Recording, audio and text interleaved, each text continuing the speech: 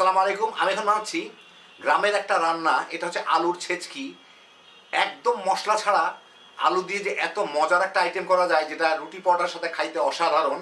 একবার না বানায় খেলে বুঝবেন না, একদম আঙ্গুল চেটে খাবার মতো। তো আসেন দেখি শুরু করা যাক। এখানে আমি একটা কড়াইয়ে 1 টেবিল চামচ সরিষার তেল নিয়ে নিছি। এর মধ্যে আমি আধা চা চামচের একটু বেশি কালো জিরা ফোড়ন দিব। আমি আধা কেজি আলু দিয়ে বানাচ্ছি।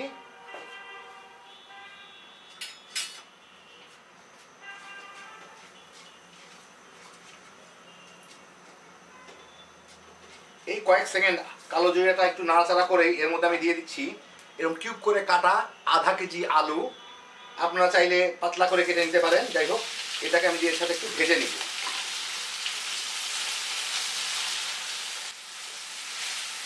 এই 2-3 মিনিট ভেজেই, মানে আলুর কাঁচা পানিটুকু, গায়ের পানিটুকু শুকায় গেলেই এর মধ্যে আমি দিয়ে দিচ্ছি 2টা টমেটো আমি একটু ছোট করে কেটে রাখছি, আর একটু কাঁচা মরিচ, এগুলা দিয়ে দিব এর মধ্যে। স্বাদ মতো একটু লবণ দিয়ে দিব।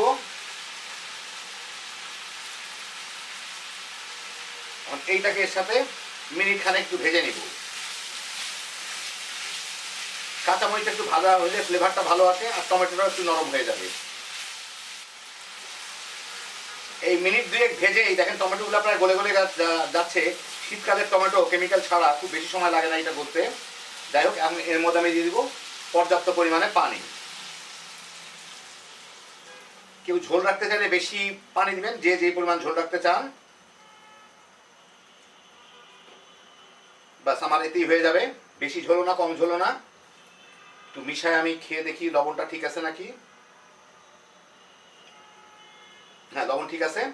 এখন আমি এটাকে ঢেকে মিডিয়ামের থেকে একটু নিচের আছে জাল দিব, সিদ্ধ হওয়া পর্যন্ত। মাঝে 2-4 বার নেড়ে দিব, তাহলেই হয়ে যাবে। মিনিট 10 জাল দিলাম, পানিটা অনেক কমে গেছে, আলুগুলাও সিদ্ধ হয়ে গেছে। যাই হোক, আমি চুলাটা বন্ধ করে দিই। এই ঝোলটুকু আর একটু শুকায় যাবে। আমি আপনাদের একটু বেড়ে দেখাই। আলুগুলো সুন্দর মতো সিদ্ধ হয়ে গেছে, একদম নরম, চাপ দিলে ভেঙে যাচ্ছে। আমি আপনাদের একটু পরিবেশন করে দেখাচ্ছি। চাইলে কেউ একটু বেশি ঝোল রাখতে পারেন, আমি আর দূরে রাখলাম। তো এই দেখেন, হয়ে গেল আমার দারুণ মজার আলুর ছেচকি। একদম কোনো মশলা টশলা ছাড়া ঝটপট রান্না, গ্রামাঞ্চলের রেসিপি। রুটি পরোটা, লুচি কিংবা পুরি দিয়া তামা তামা করে খেয়ে ফেলাইতে পারবেন। একদম কম ঝামেলায় হ্যাপি জোশের একটা আইটেম। আল্লাহ আপনাদের সবাইকে ভালো রাখুন, সুস্থ রাখুন, নিরাপদে রাখুন। ইনশাআল্লাহ বেঁচে থাকলে আবার দেখা হবে। ফি আমানিল্লাহ।